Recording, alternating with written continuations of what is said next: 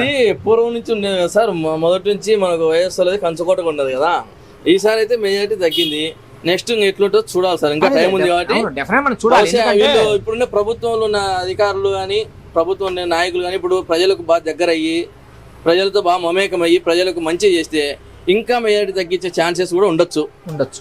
వీళ్ళు పలకాలంటే నాయకులు దగ్గరుండి ఏదైనా ఒక టీడీపీ నాయకులు ఎవరికైనా ప్రజలకు ఆ మతము ఈ మతము ఆ పార్టీ ఈ పార్టీ అని తేడా లేకుండా అందరినీ సమృద్ధిగా కలుపుకొని పోతే ఇంకా మంచి మెరుగైన ఫలితాలు టీడీపీలకు రావచ్చు.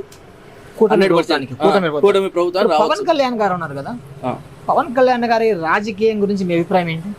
పవన్ కళ్యాణ్ రాజకీయం అంటే ఆయన మంచి చేయాలనే ఆలోచనతో అయితే వచ్చినాడు సార్. ప్రజెంట్ అయితే ఓకే, ఆయన చాలా చెగువీర లాంటి ఒక ఆలోచన పెట్టుకొని వచ్చినాడు రాజకీయాలకి. ఇప్పుడు ఆ ఉద్దేశాన్ని అమలు పరుస్తున్నారా అధికారం? ఇంకా చూడాలి సార్, ఇంకా చూడాలి. మనకైతే ఇంకా అంత ఐడియా పెట్టలేదు, చూడాలి కొద్దిగా.